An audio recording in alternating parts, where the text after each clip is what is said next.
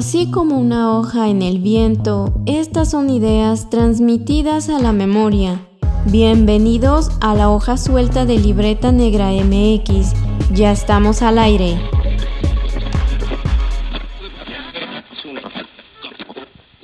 Bienvenidos a La Hoja Suelta, el podcast donde debrayamos un poco sobre cultura, historia y arqueología. Y venimos a contar que el 18 de mayo es el Día Internacional de los Museos. Y por esa cuestión, aquí vamos a estar hablando todo el mes de temas de museos. Y para eso hicimos un crossover de esos épicos con otro podcast que habla de museos. Pero antes de que presentemos y hablemos directamente del tema, les saludan sus anfitriones con mucho gusto. Wendy Osorio y Omar Espinosa, sus arqueólogos de confianza. Y para este crossover épico trajimos a nuestros colegas de el podcast de museos, donde hablan de museos. Y tenemos por acá a Gabriela Mosqueda. ¿Cómo estás, Gabriela? Hola, ¿cómo están? Muchas gracias por invitarnos, qué gusto. No, pues el gusto es nuestro. Y también está por acá Chema Rosas. Hola, ¿qué tal? Muchísimo gusto también estar con ustedes en este podcast de arqueología que tiene un nombre mucho más creativo que el nuestro, pero... pero el nuestro está brandeado.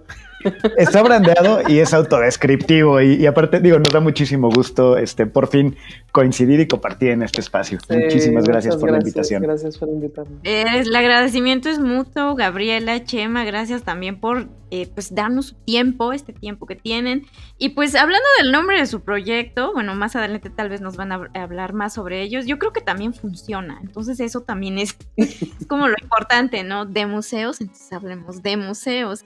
Y pues como dijo Omar, este va a ser el tema de este episodio que nos emociona mucho porque va a ser el que arranca precisamente con este ciclo de temas que tienen que ver con museos y que seguramente muchos de nosotros que estamos aquí hemos tenido como este acercamiento a estos espacios, ¿no? Con experiencias diferentes, tal vez nos cambiaron la perspectiva sobre cierto tema, tal vez no entendimos nada sobre cierta exposición, por ejemplo, pero todos yo creo que tenemos una idea más o menos real, diferente acerca de estos espacios.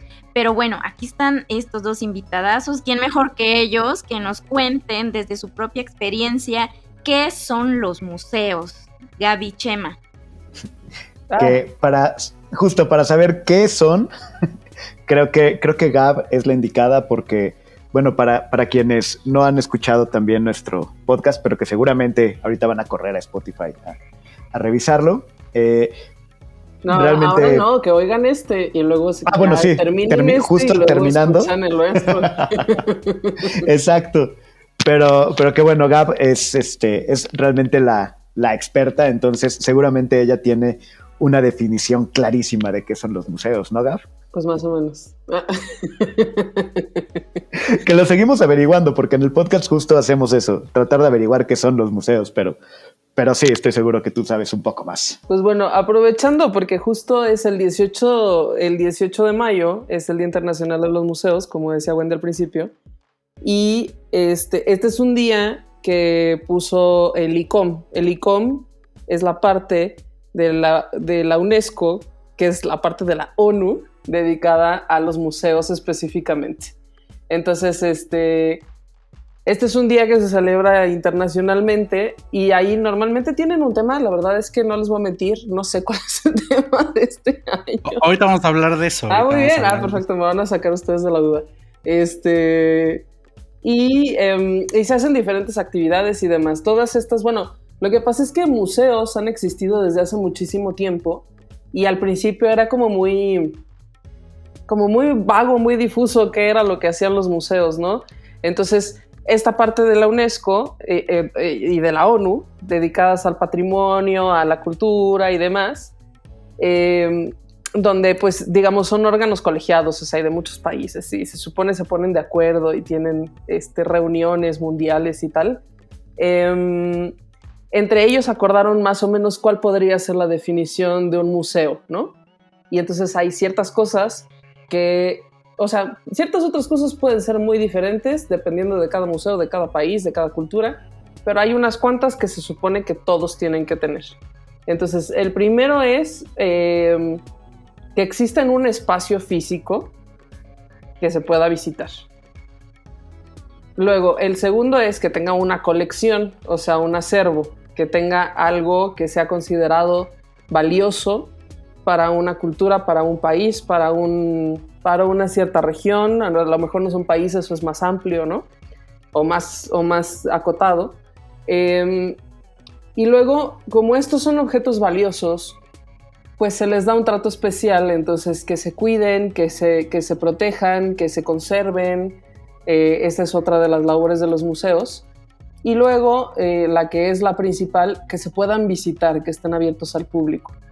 Porque si no están abiertos al público, son más bien colecciones privadas.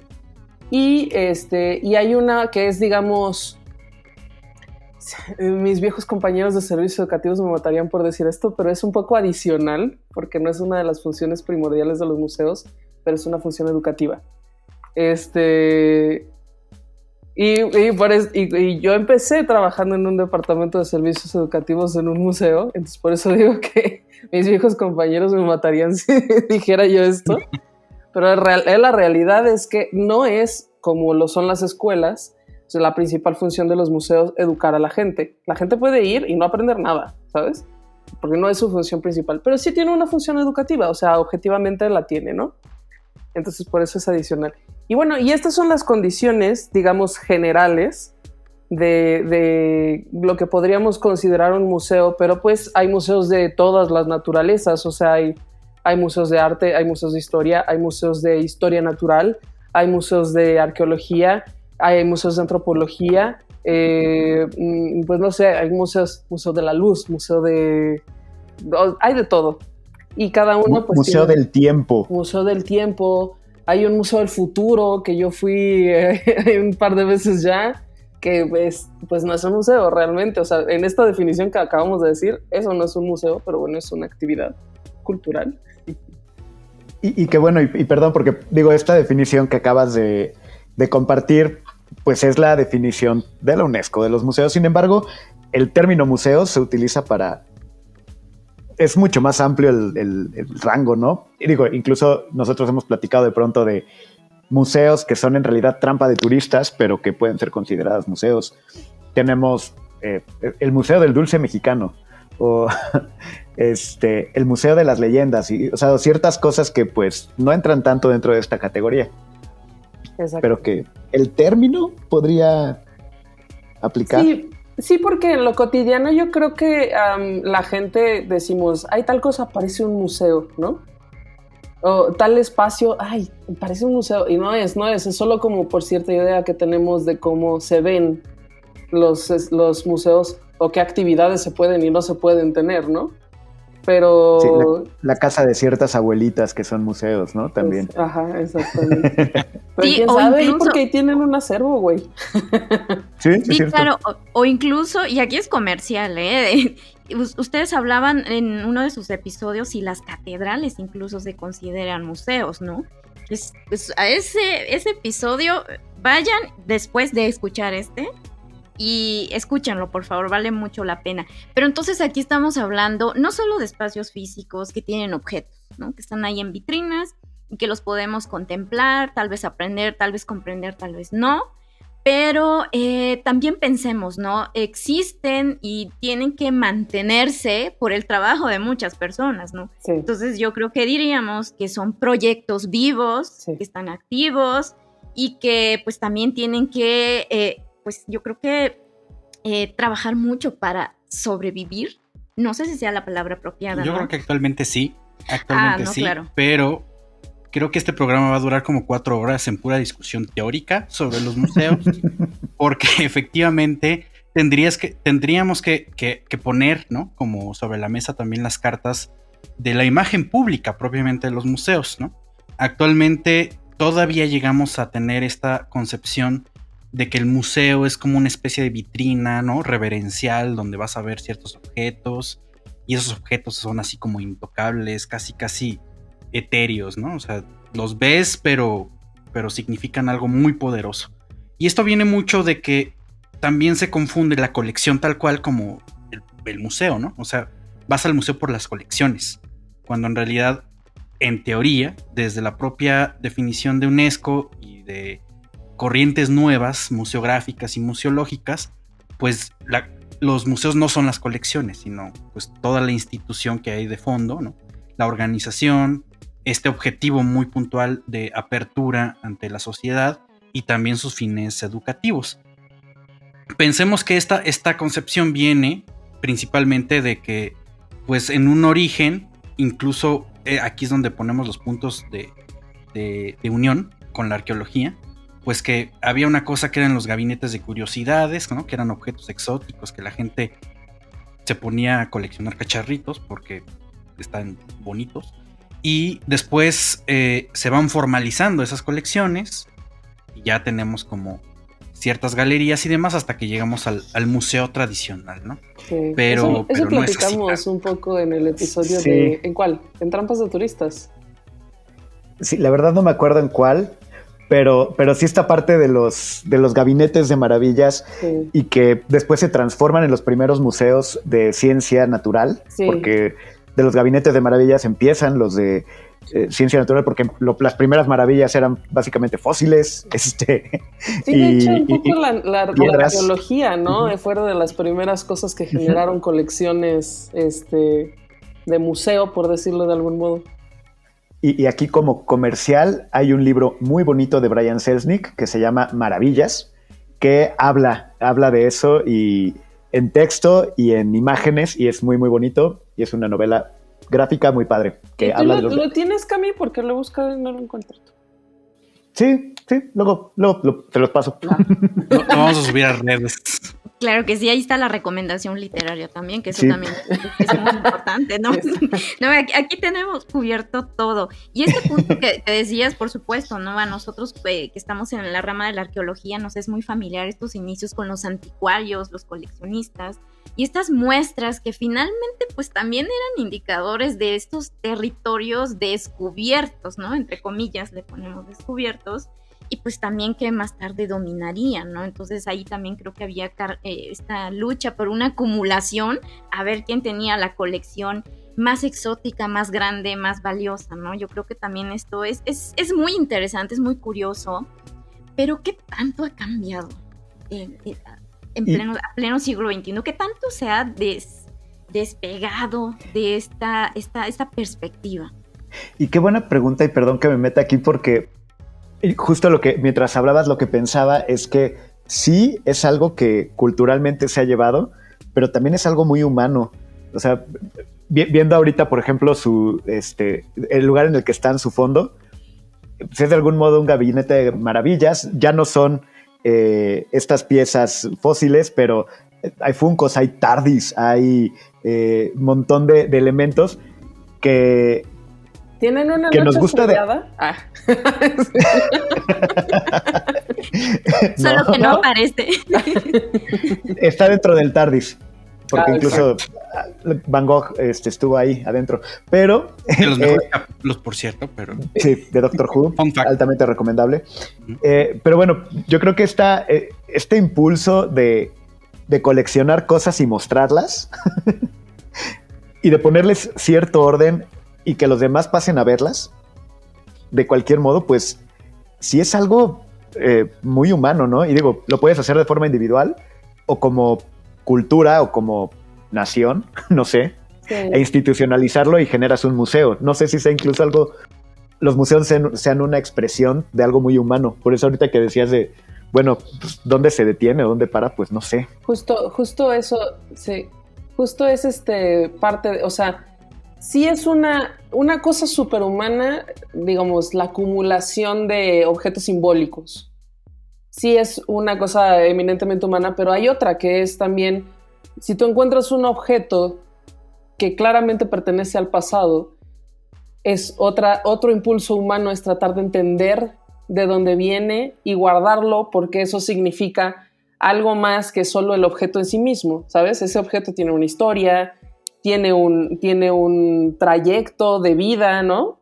Ha existido, significó más para más gente, te habla de pues, cosas que sucedieron en el pasado. Eso también es muy humano. Esos son parte de los relatos humanos que todos necesitamos en nuestras vidas para darle sentido a pues, que que en esencia quizá no sabemos quiénes somos ni a dónde vamos ni nada, pero estos nos dan unos rastros de lo que pudo haber sido, ¿no? Entonces, esa es otra parte superhumana que se entiende, o sea, y que por eso apela, yo creo que un poco a todos, o yo esperaría que apele un poco a todo el mundo, en plan, quiero ver esto porque es importante, ¿no? Y que, bueno, y que exista una institución que se dedique a, pues no solo guardarlo, ¿no? Sino mostrarlo y que ese objeto tenga una vida más allá de, pues de su vida útil, por decirlo de alguna manera.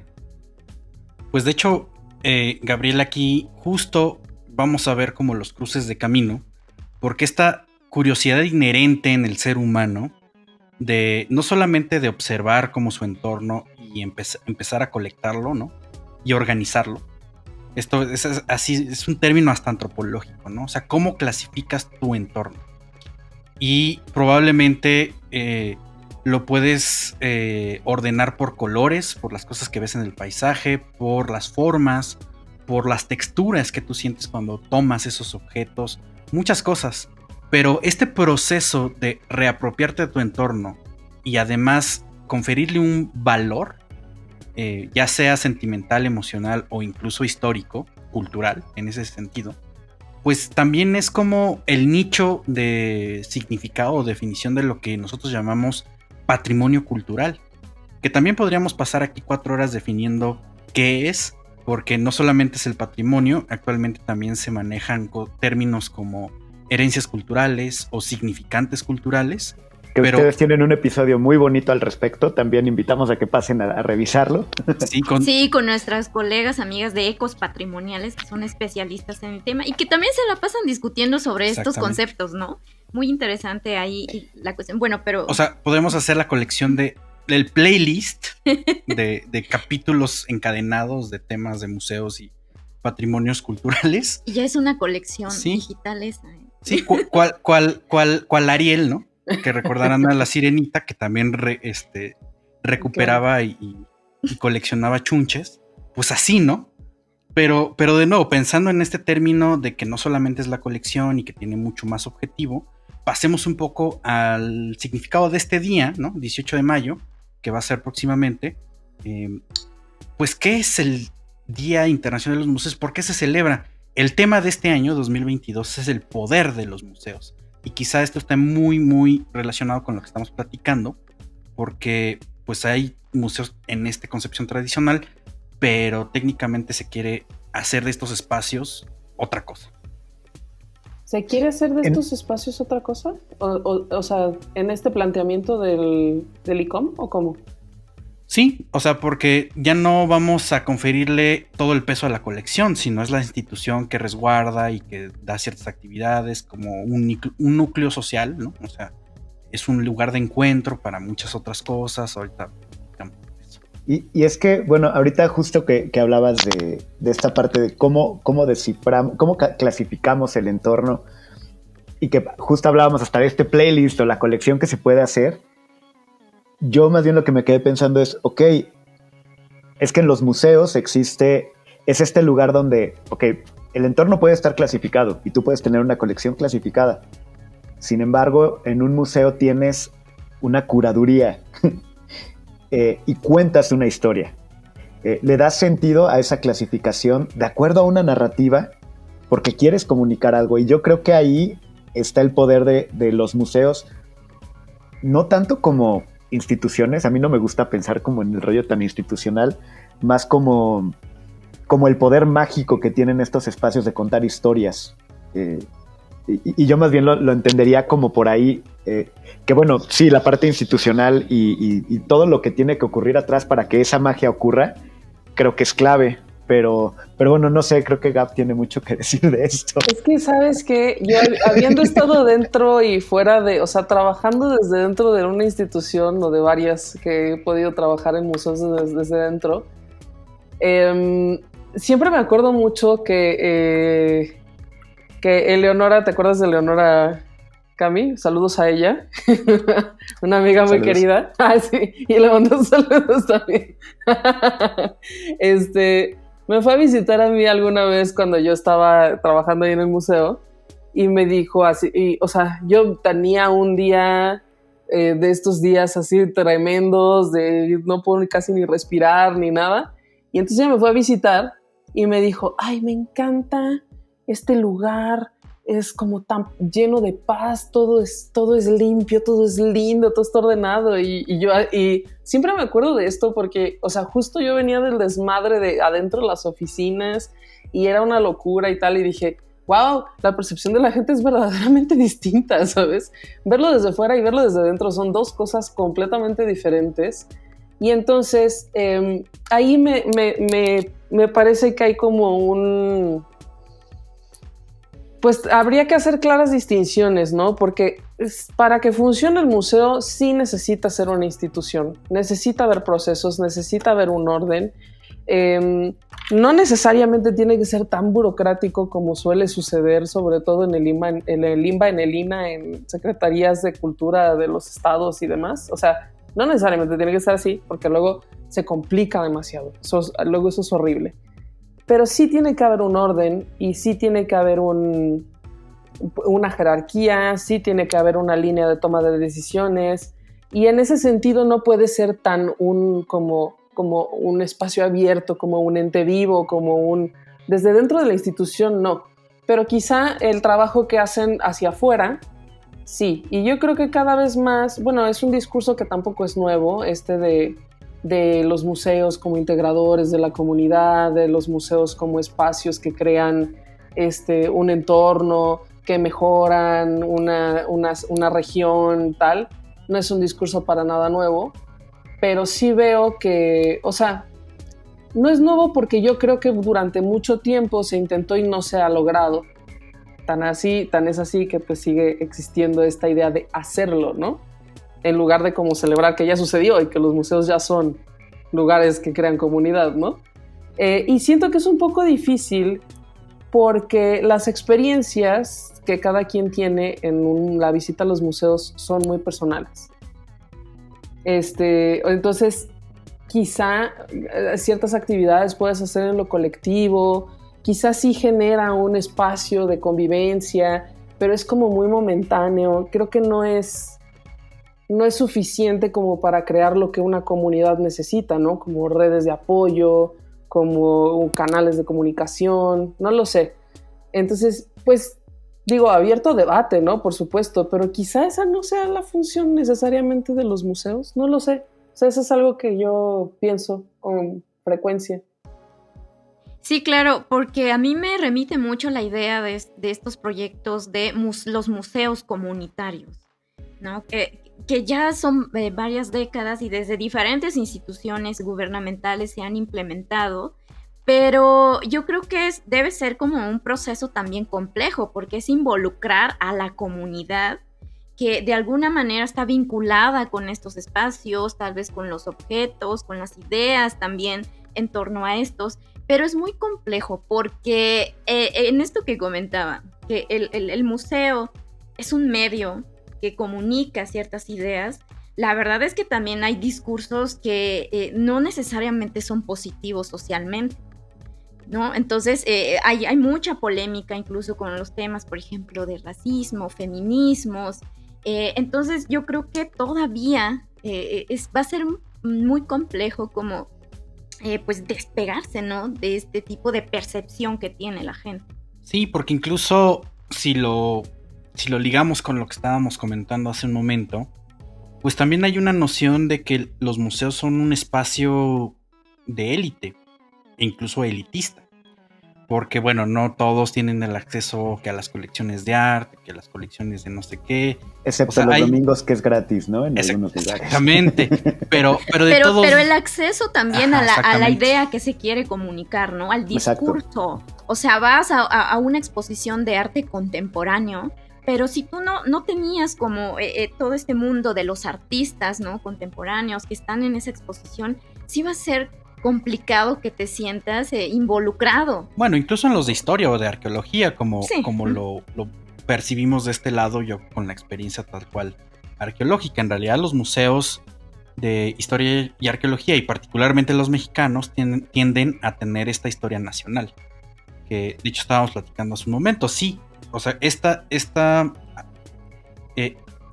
acaparar los objetos arqueológicos por parte de un país sí tiene que ver con justificaciones históricas. Tiene que ver con, pues ya viste como que venimos de ahí. O sea, si el pueblo que estaba aquí se aventaba esta escultura de 50 metros, pues entonces venimos de un antecedente así súper rudo y somos los mejores del mundo, casi, ¿no? Pero entonces esto como que no cuadra tanto con esta propuesta del poder de los museos, que es el tema del Día Internacional 2022. Es que es complicado porque, o sea, a mí me gusta ver las exposiciones, no necesariamente los museos, pero sí las exposiciones como relatos, ¿no? Y relatos hay de todo. O sea, también depende de quién te cuenta este relato, ¿no? ¿Quién cuenta el relato de la arqueología mexicana en México? Pues el INAH. Gobierno. Y el gobierno, entonces, si el gobierno tiene unas políticas, o sea, tendríamos que pensar desde dónde vienen qué mensajes, ¿no?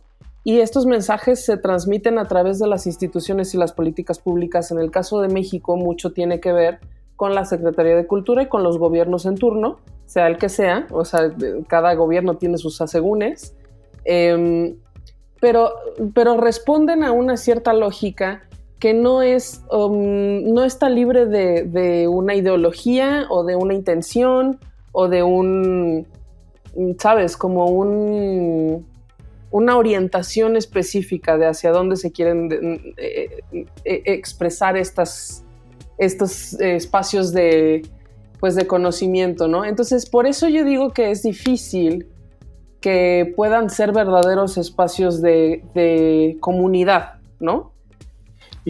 Porque además dependen del dinero que les tiene que dar el gobierno, que es poco, o sea, poco es poco decir, ¿no? O nada. O nada. Y entonces, ¿cómo puedes funcionar? ¿Cómo lo vas a articular? Porque crear un espacio comunitario de verdadera comunicación, de verdadero desarrollo de cultura y tal, necesita dinero. O sea, nada de esto puede ser gratis. No esperarías que fuera gratis de ningún otro lugar. También eso es como parte de mi conflicto permanente. Es como, ¿por qué esperaríamos que la cultura tuviera que funcionar gratuitamente, ¿no? O sea, que, digamos, la gestión. A lo mejor el acceso a la cultura puede ser gratuito, ¿no? Sí, pero quienes somos agentes, creadores de cultura, ya sea por investigación o por la cuestión artística, pues somos gente que tiene necesidades y además es una forma de reconocer el trabajo, ¿no? No por algo también te pasas en la universidad estudiando alguna de estas especializaciones. No. Y que también les gusta comer y, no sé, hacer cosas. Vivir, pagar la renta. De ese tipo. Sí, y en ese sentido, y sumando un poco a lo que comenta Gab, hablando del poder de los museos, y en palabras del tío Ben, pues con todo poder viene una gran responsabilidad, pero además el poder, pues no es bueno ni malo.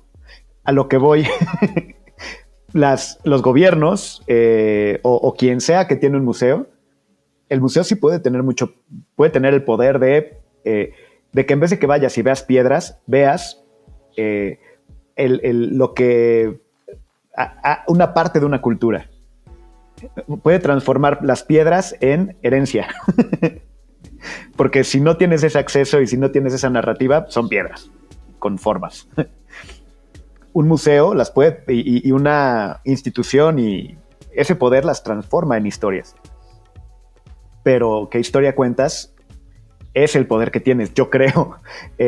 Porque puedes romantizar, sí, mira qué monumentos tan grandes, y satanizar, por ejemplo, y ahora vamos a quitar todos los Cristóbal Colón, ¿no? O los Hernán Cortés, porque y empiezas a cambiar narrativas, que es que no estamos hablando ni de una ni de otra, hablamos de un poder, que el poder, pues, yo insisto, no es que sea bueno ni malo, puede usarse para fines diversos, unos ensalzando ciertos valores y nacionalismos o patrimonios, y otros para otro lado. No sé, puedes tener museos para muchas Está bien cosas. interesante esa postura, porque al final creo que pensamos, sobre todo porque como que el ICOM y la UNESCO tienen este velo como de de positivo, ¿no? Así, sí, los museos y tal.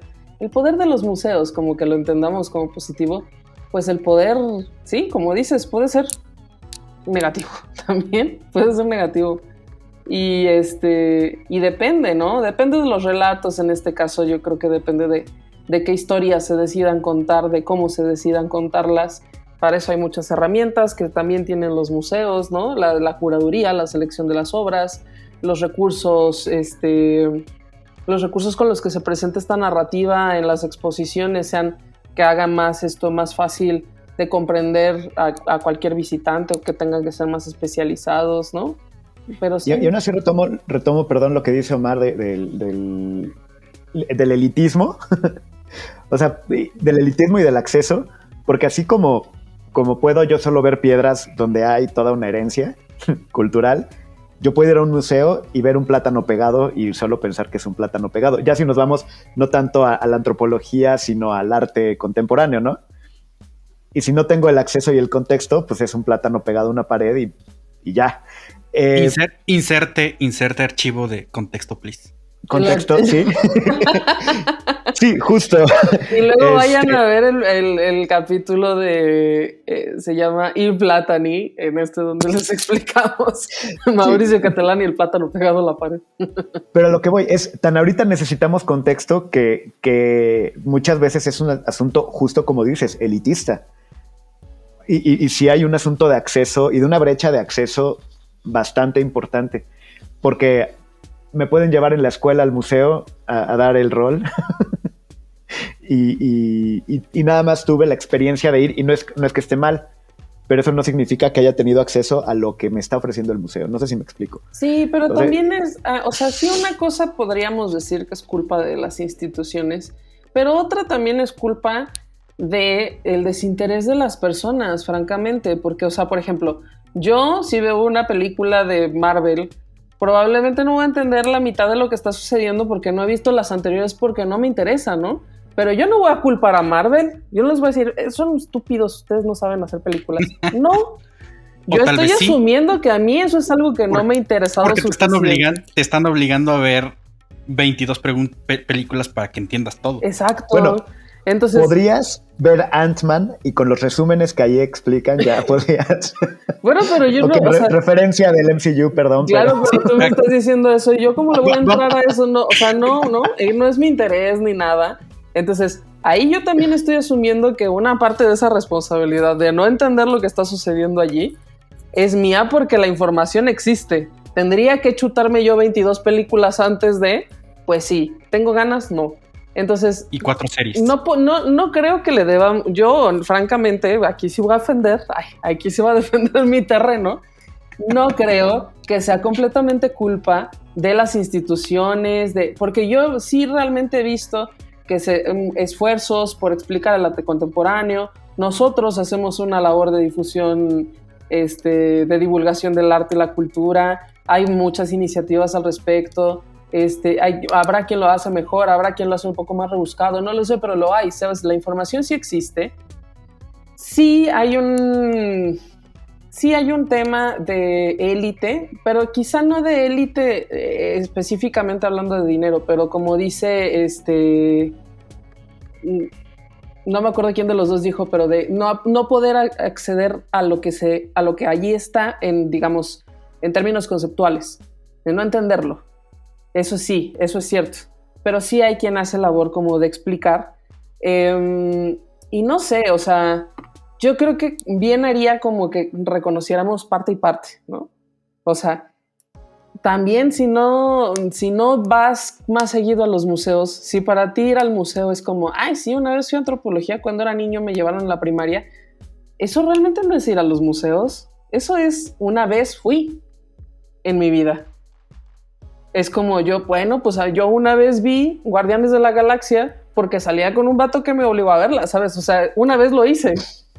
Pero eso no significa que yo esté accediendo al universo de Marvel, ¿sabes? Claro. Pues pareciera que hay como un círculo vicioso en realidad de la responsabilidad de las instituciones de cualquier índole y pues vamos a llamarle públicos.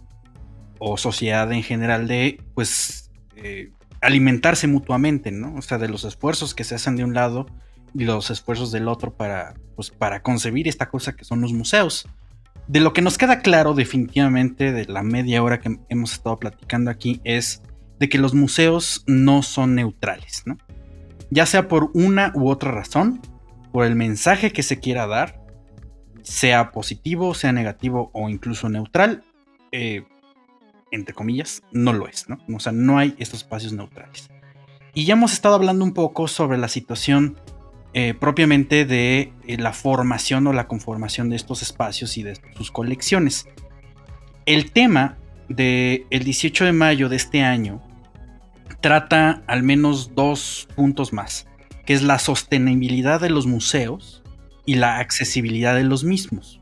Pero antes de que vayamos a hablar de eso, vamos a hacer una ligera pausa promocional. Regresamos en un momento. Libreta Negra MX es mantenida y traída para ti con un esfuerzo continuo de Wendy, Omar, Ivonne y Daniel, pero también necesitamos de ti. Para apoyar esta iniciativa de difusión y divulgación significativa, te pedimos que compartas este programa, dejes tus likes y recomiendes a Libreta Negra MX en todas las plataformas. Es gratis. Pero si nos quieres ayudar en esta cruzada divulgativa, aceptamos tus donaciones vía Ko-fi y PayPal. Con tu ayuda podemos mejorar nuestra producción y hasta pagar nuestro internet.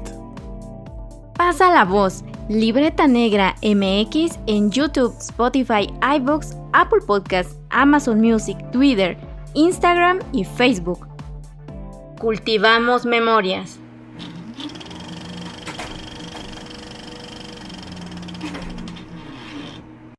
Bueno, ya que estamos de vuelta, este año el ICOM está tratando en el Día Internacional de los Museos pues de cómo se puede llegar a la sostenibilidad de los museos y además de que quizá la digitalización de pues, las colecciones o las herencias culturales que se contienen pues pueda dar accesibilidad a pues mucha más gente. Quizá con la experiencia un poco de estos 2 años de pandemia donde pues si no se puede visitar en presencial, pues entonces damos actividades en virtual. ¿Qué opinan de eso?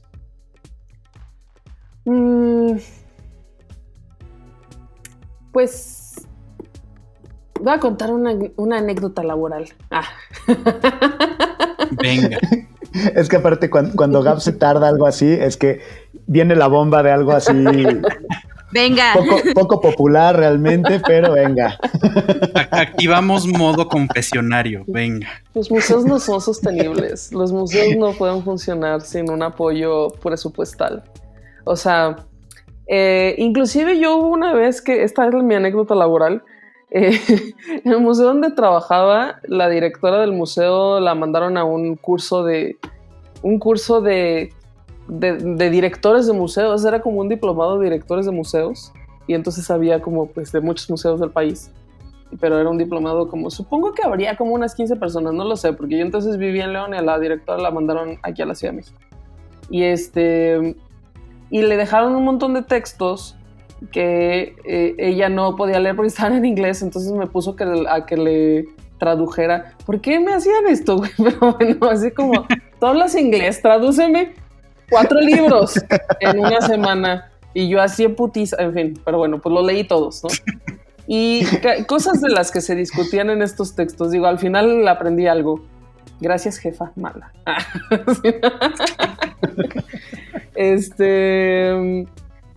Saludos a ella, espero que nunca me escuche.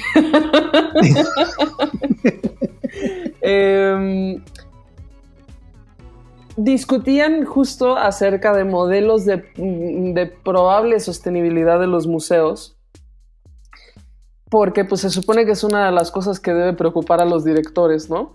Si la institución en la que trabajas necesita que consigas más fondos, de dónde los consigues, qué modelos hay y tal, ¿no? Entonces, en realidad partían todos de la base de que los museos, por los gastos fijos, por el tamaño de los espacios, por los requerimientos de mantenimiento, de controles de temperatura, de humedad, de luz, por la plantilla laboral, por los equipos de seguridad, por todo lo que se necesita normalmente en los museos, tendrías que cobrar un costo de entrada mucho más alto, o sea, muy alto, al nivel quizá de los de museos europeos o museos gringos que cobran... Los museos carísimos de París. Los museos carísimos de París, literalmente. Tendrías que estar cobrando, yo qué sé, 500, 600 pesos de entrada al museo, ¿no? Para que pudiera ser sostenible, que del boletaje pudieras pagar al menos quizá los costos fijos y los sueldos de alguna parte de la plantilla laboral. Y luego pensar como en alternativas de recaudación con estos sistemas como de amigos de museos, con estos como suscripciones, digamos, o con los patronos, o con fundraising, o pues no sé, como hace el Met, ¿no? La gala del Met, que acaba de pasar hace poquito. Ese es el evento de recaudación de fondos con el que funciona, digamos, durante un buen tramo del año, cierta parte de las exposiciones del Met. Entonces, pues los que van pagan. Que en este año yo lo considero como un total fracaso porque no fue Rihanna. Sí, todos muy tristes, pero está muy embarazada. Tiene como 2 años embarazada ella. Exacto. Pero también ahí es interesante ver pues cómo se generan todas estas interacciones, incluso lo de Rihanna, porque sí pagan una lanísima para entrar y para modelar esto, pero justamente también tiene que ver con pues, el tema, ¿no? O sea, como el golpe mediático, ¿no? Quizá que llame la atención. Aquí en México no hay nada similar. Pues yo sé que, por ejemplo, el Museo de Antropología tienen unos patronos y sé que hay como una directiva del patronato del Museo de Antropología y hacen ciertas cenas y recaudan cierto dinero para cosas muy específicas del museo, así como de que, vamos a hacer la cena para arreglar los baños de no sé qué. Pero no sé qué tan efectivos sean. A lo mejor yo estoy entendiendo mal el concepto de ser autosustentable, pero depender de recaudaciones no es ser sustentable. No, incluso hablando del Met, o sea... Pero vaya. A eso es a lo que voy, o sea, el nivel del Met, ¿no? O sea, el Met tiene fondos para funcionar porque es una fundación y tiene un acervo y bla, bla, bla, ¿no? Pero ni siquiera el Met funciona solo con el dinero que recaudan del boletaje. O sea, el boletaje no es para nada un modo en el que tú puedes hacer sostenible el museo. Entonces hay quienes deciden, bueno, pues si el boletaje no nos va a dar dinero, pues entonces cobremos bien poquito, porque pues ya qué más da, si de todos modos no alcanza para nada, ¿no? Y perdón, pero yo creo que en estos esquemas, por ejemplo, de recaudación de fondos y de galas y se dan, o sea, sí podemos hablar de cierta sostenibilidad en la medida que la gente puede donar, en la medida que ve valor al museo. Es decir, en la medida que yo veo que el museo le da valor a mi comunidad, incluso a mi persona, que a mi imagen, es que yo puedo dar dinero, y entonces ahí sí hay podríamos hablar de un cierto círculo virtuoso de sostenibilidad. Pues eso existía aquí en México también hasta creo que el año pasado, cuando le pusieron un límite a los ¿cómo se llaman? A los donativos deducibles de impuestos. No. Porque, por ejemplo, el Memoria y Tolerancia o museos, algunos de estos privados, funcionaban recibiendo aportaciones de impuestos directamente de empresas, ¿no? Y eso estaba bien, está permitido por la ley, de hecho sigue estando permitido. Lo que hicieron creo que fue apenas 2022, no sé si 21, pero sé que de cierto 2022, es que dijeron, sí, bueno, sí pueden recibir donativos deducibles de impuestos, pero solo hasta tanto monto, que es bien bajito, porque pues obviamente el gobierno en este paquete fiscal lo que quería era que esos impuestos no se pudieran deducir, sino que eso se tuviera que pagar directamente a Hacienda. Entonces, pues no sé, ahí hay mecanismos. En Estados Unidos es mucho más libre, la gente tiene como mucha más margen de maniobra en decidir a dónde quiere mandar cierto dinero que puede ser deducible de sus propios impuestos. Aquí tenemos muchísimas restricciones y cada vez más, tristemente. Y creo que eso lo que nos lleva es que la sostenibilidad de un museo no es un tema de museos, necesariamente. No necesariamente. O sea, de algo que pueda hacer el museo para. Sí. En algunos casos, no sé. Aquí estamos muy maniatados, sobre todo Secretaría de Cultura. Sí, porque pensemos, por ejemplo, en esta recaudación de fondos, ¿no? En estos esquemas que se hacen, pero finalmente, ¿a qué áreas de los museos se destinan? ¿A qué le das prioridad, no? En el mantenimiento, en tu planta laboral.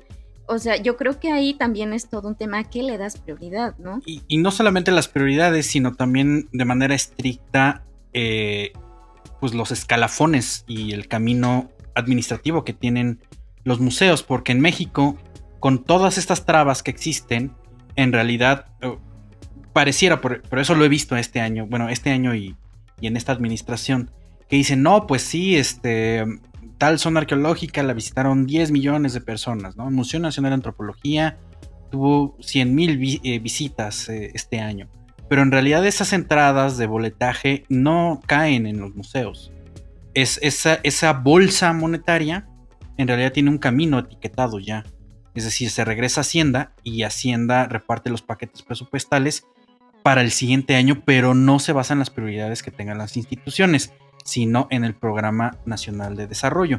Eso. En el Plan Nacional de Desarrollo. Entonces, es todo un rollito, ¿no? Sí. En Estados Unidos pareciera que como que sí fluye un poco más directo. Aquí hay como que es de nuevo un círculo vicioso donde ya no vemos esa sostenibilidad en los museos y por eso estamos como estamos, ¿no? Sí, porque también dentro de las mismas instituciones, pues también el manejo de los recursos es pues como ellos deseen, que es lo más importante.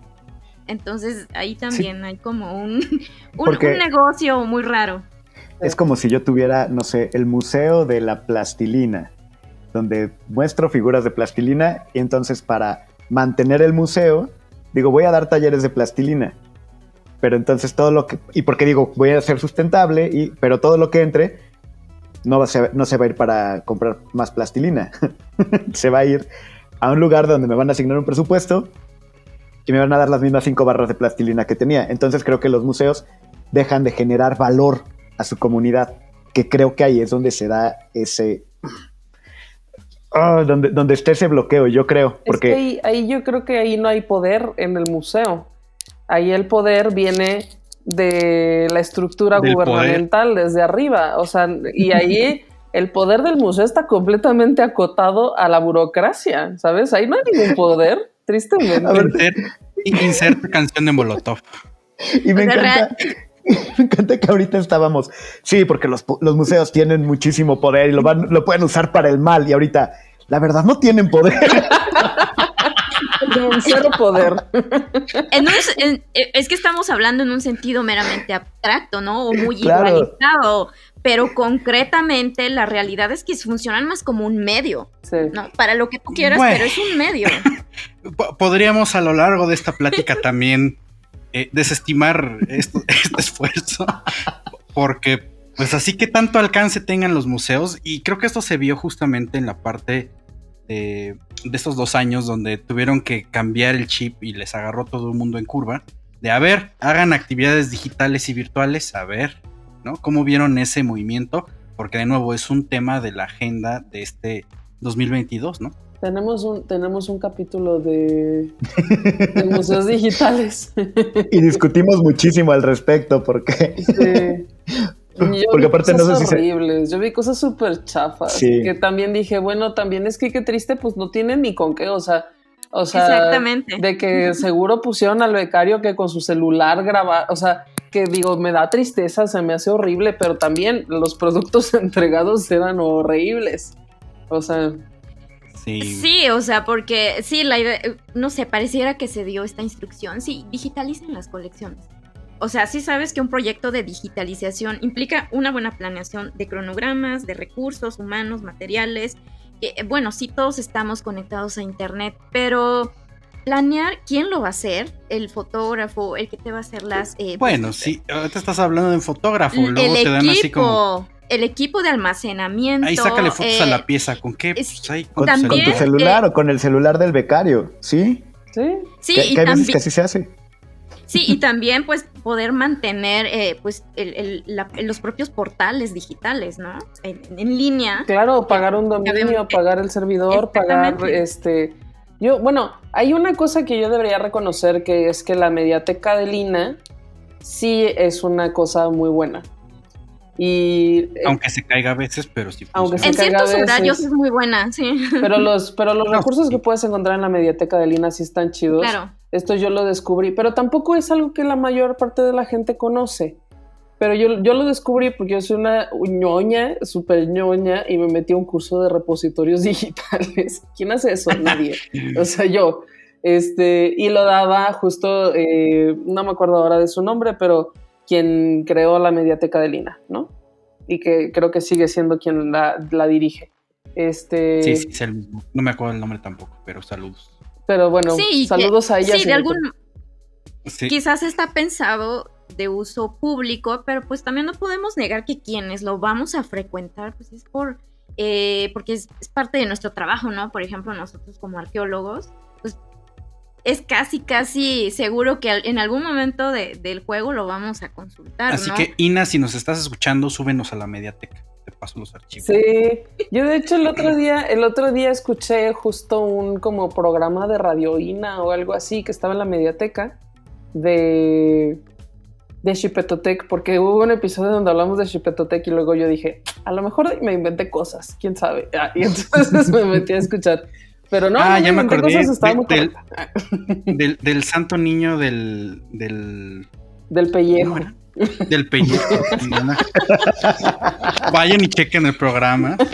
Y que digo, sí, hay cosas bien interesantes como eso que, y digo, desde antes de la pandemia también, y que no sé si sea parte también de lo mismo, porque yo no entiendo mucho de cómo están esas organizaciones, pero el archivo de la Fonoteca Nacional también tiene cosas súper bien hechas, súper bien ordenadas, y el acceso está muy bien. Pero habría creo que hay muy considerar buenas ahí que el cosas. proyecto del archivo de la Fonoteca y el proyecto de la mediateca de Lina tuvieron una planeación previa bastante amplia.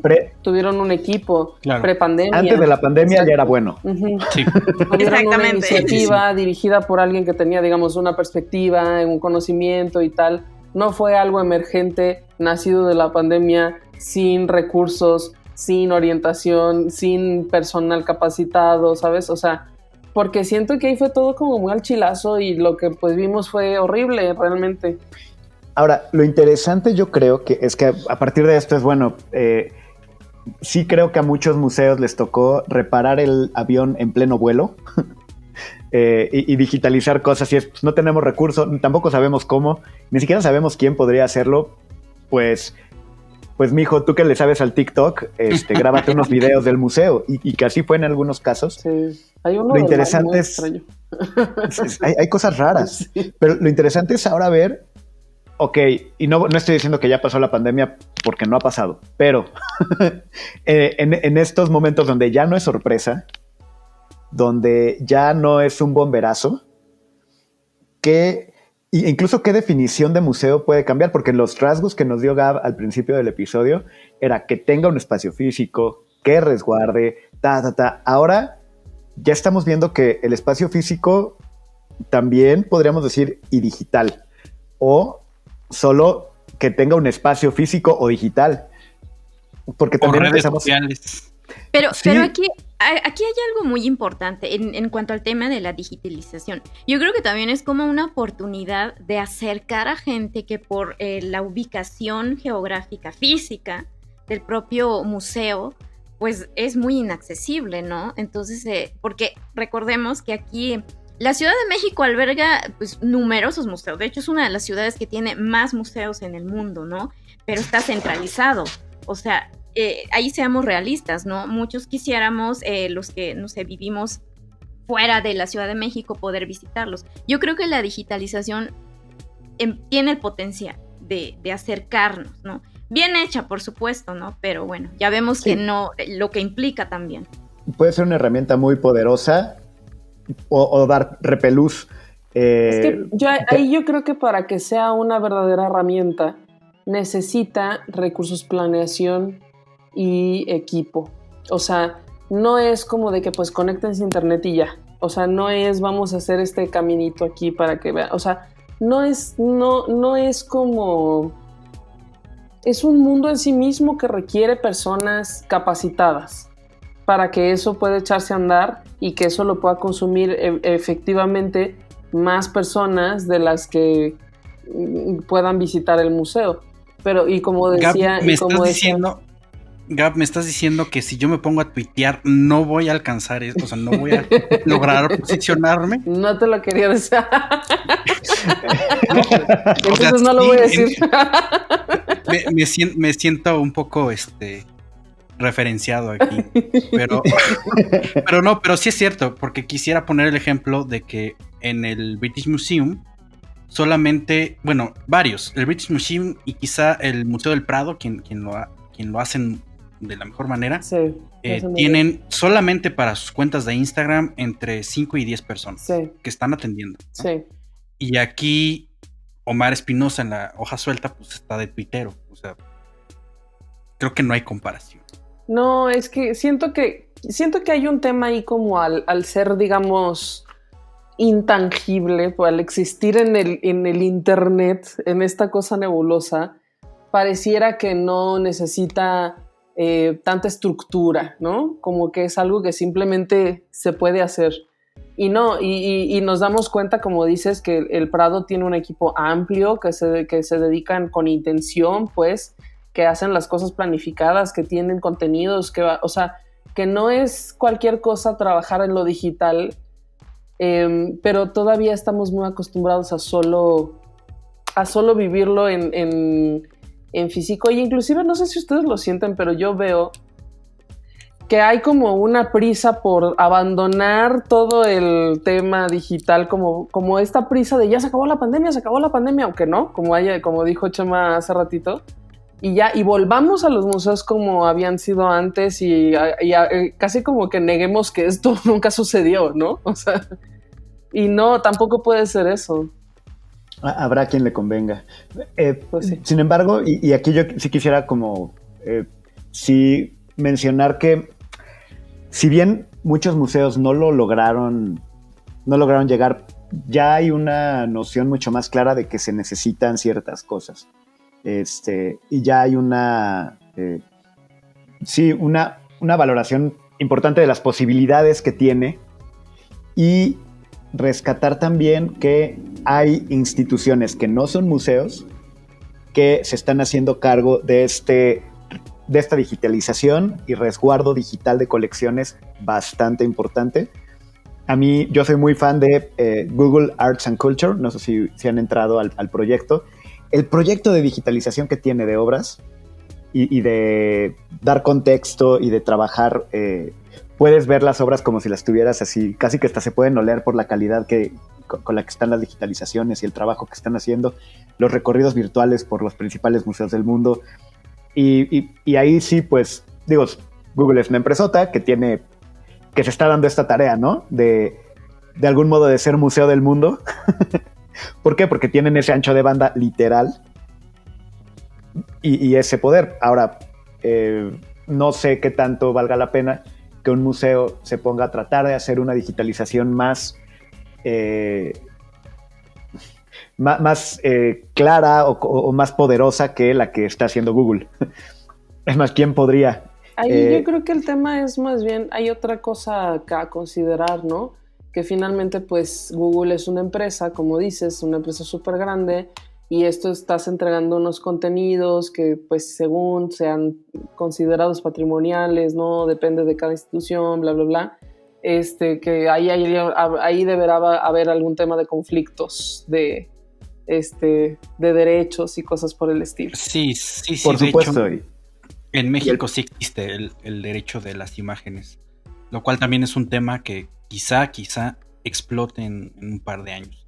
No sé cuándo, pero pues porque básicamente estás restringiendo el acceso a las imágenes.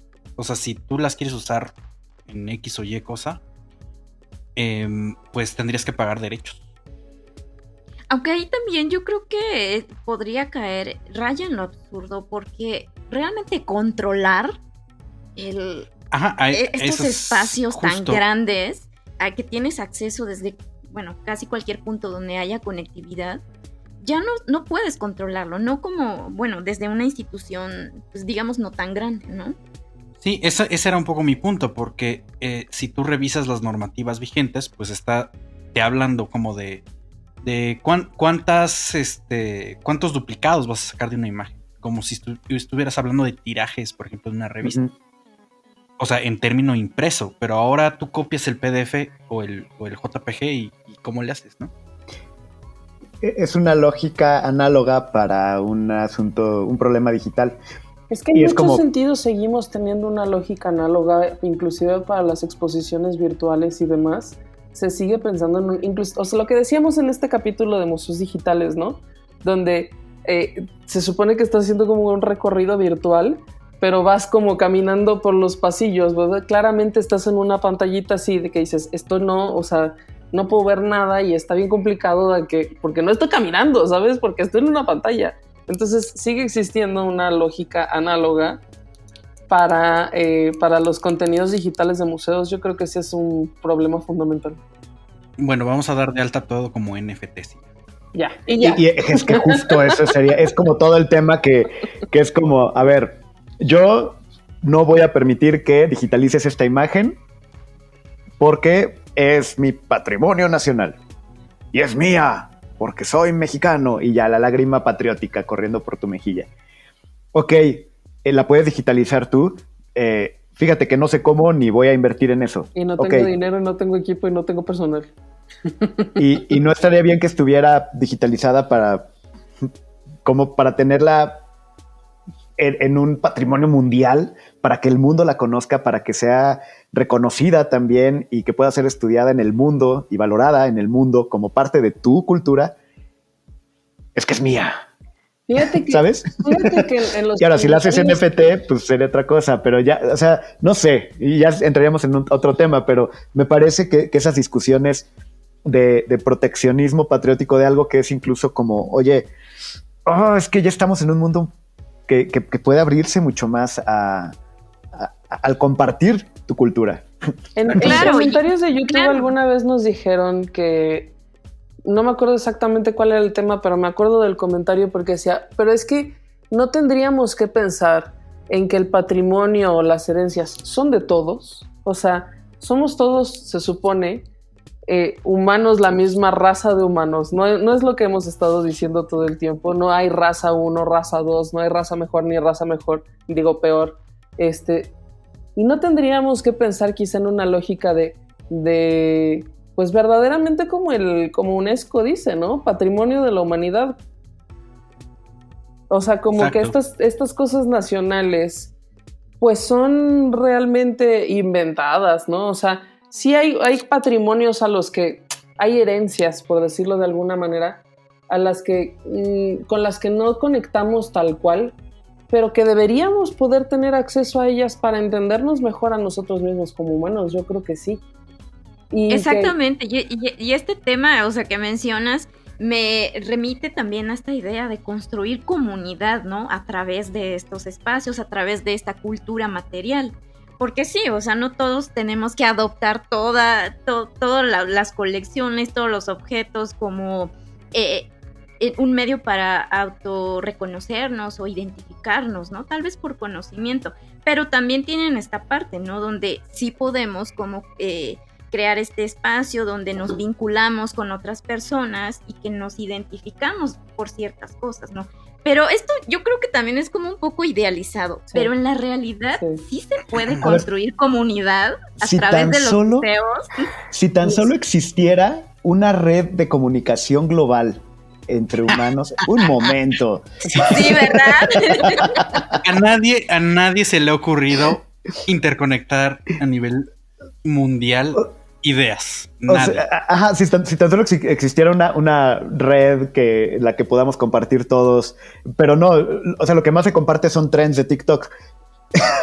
O sea, sí es como... Si tan solo existiera una World Wide Wild Web. Exacto, sí.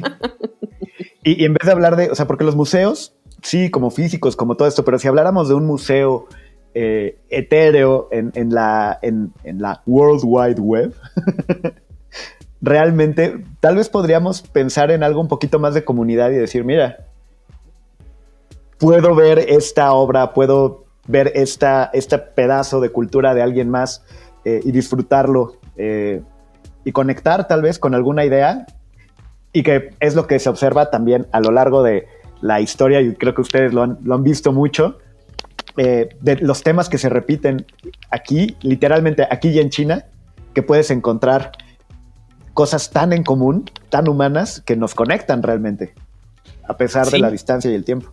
Quizá aquí tendríamos que mencionar algún esfuerzo como tipo Wikipedia, que intenta ser un poco la enciclopedia del mundo, y su contraparte, ¿no? Que era Encarta, allá por inicios de finales de los 90 y Encarta, inicios qué de los fantástico. 2000. Yo me pasaba horas en Encarta, güey, porque pues ñoña.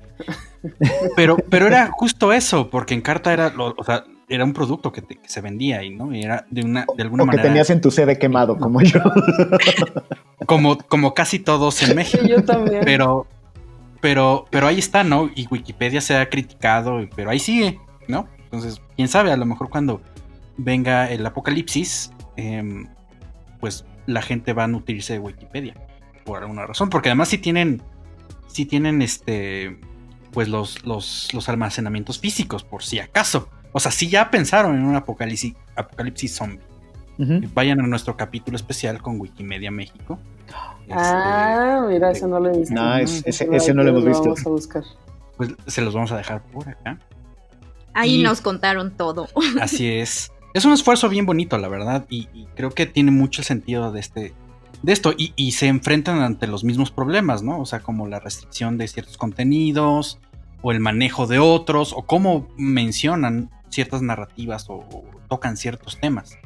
Entonces, pues lo que vemos es que no vamos a acabar de platicar todo esto, y aparentemente vamos a hacer nuestro multiverso de capítulos podcasteros de cultura, museos, arte y todo lo que se nos ocurra. Pero justamente retomando este punto, pues ya porque se nos está acabando el tiempo, estamos rayando ya en el límite de la hoja suelta, pues cuéntenos qué es de museos, cómo surgió y qué sigue para este gran podcast.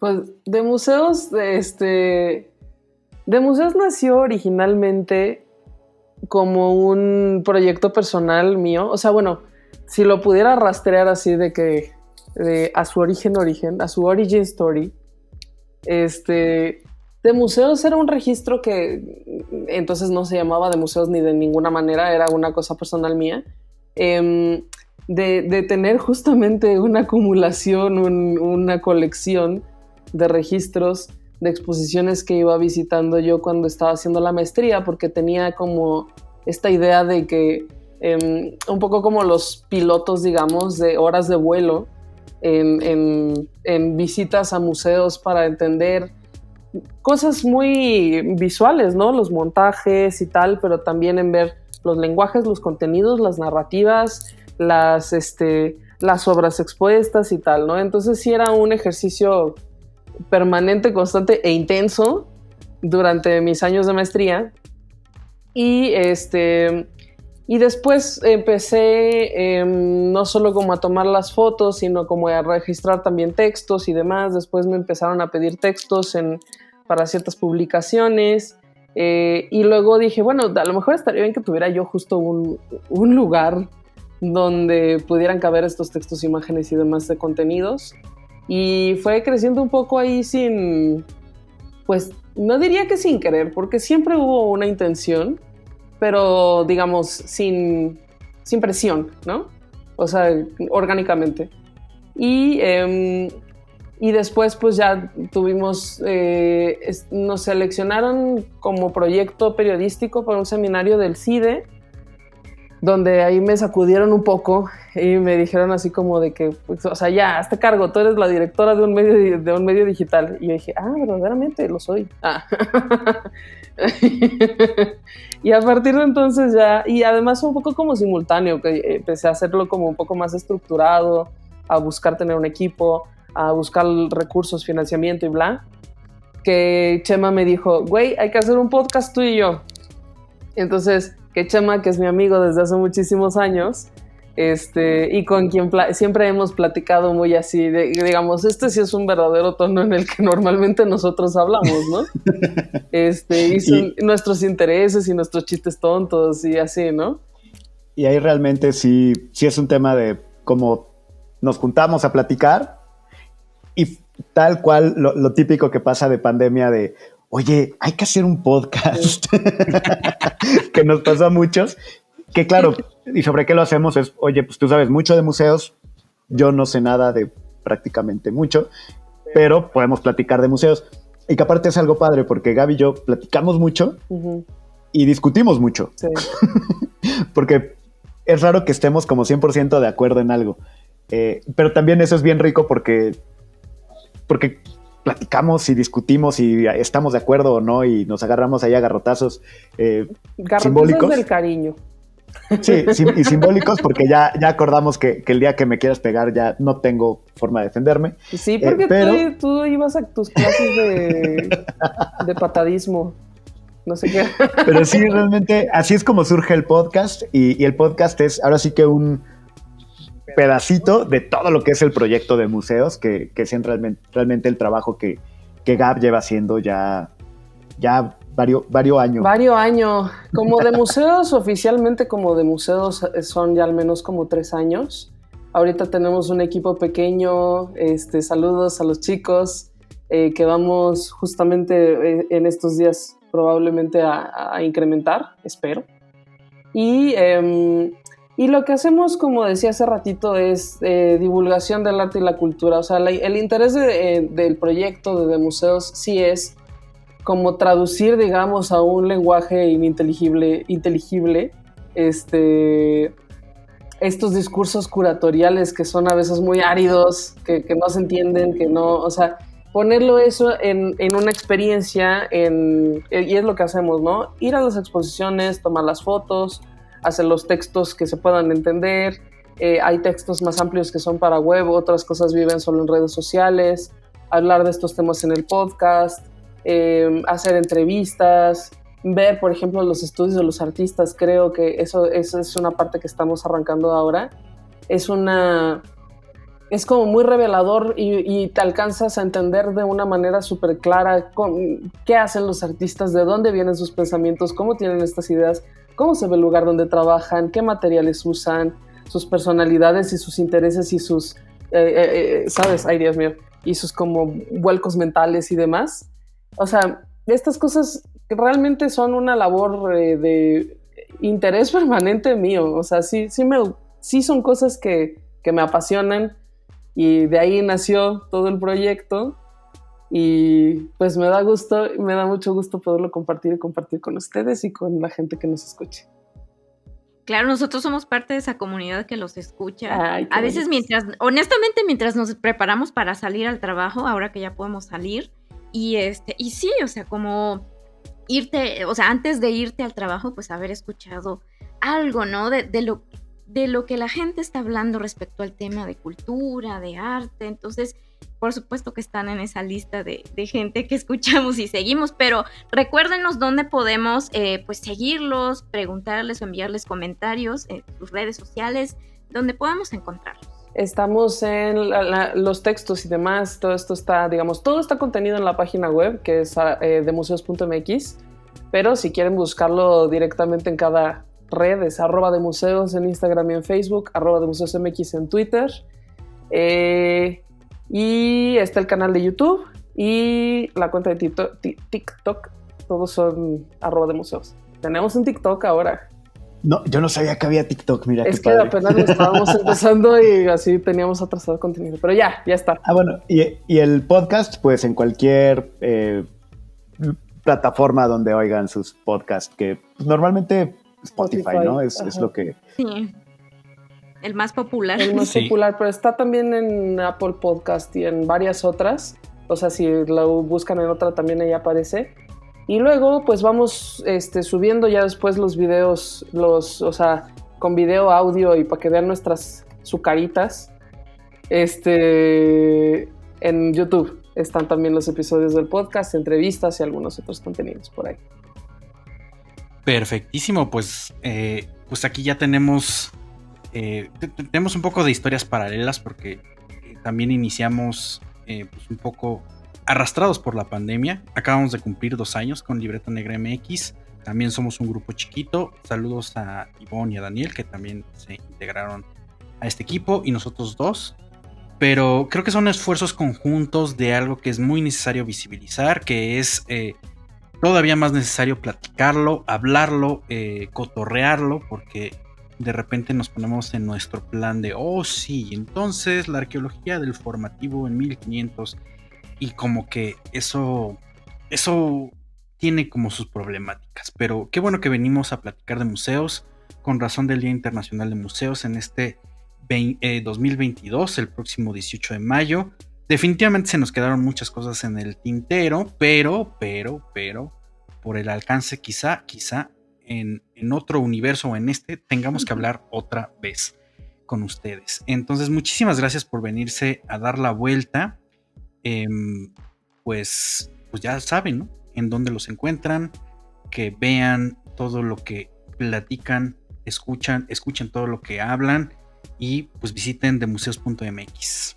Así es, y pues ojalá no sea la última vez, porque Libreta Negra MX y de museos estoy segura que vamos a continuar. Sí. Entonces, sí. Claro, aquí estamos y de aquí no nos vamos. Entonces, pues muchas gracias por el tiempo, por toda esta información. Qué divertido episodio, Omar. Y pues Gaby, Chema, más que nada, pues también valorar, ¿no?, este esfuerzo. Sabemos lo que implica, como dice Omar, mantener un proyecto como este. Entonces, pues, seguramente va a ser como, a la audiencia le va a gustar muchísimo, van a ir a buscarlos, entonces está altamente recomendado. Y pues a nosotros también síganos, estamos en casi todas las redes sociales, no tenemos TikTok todavía. Sí, pero no estamos en tendencia todavía, pero todavía ahí sí, llegaremos sí. Ya pronto. Sí, estamos pues también practicando las coreografías para no equivocarnos y ser trending. Es que aprenderse las coreografías lleva su chiste. Si prender este micrófono también nos lleva tiempo, imagínense bailar. Exactamente. Bueno, pues nos vemos en el siguiente episodio de La Hoja Suelta. Muchas gracias. Gracias, Wendy. Gracias, Omar, por Hasta invitarnos. Luego. Muchas gracias. Nos vemos. Micam, adiós.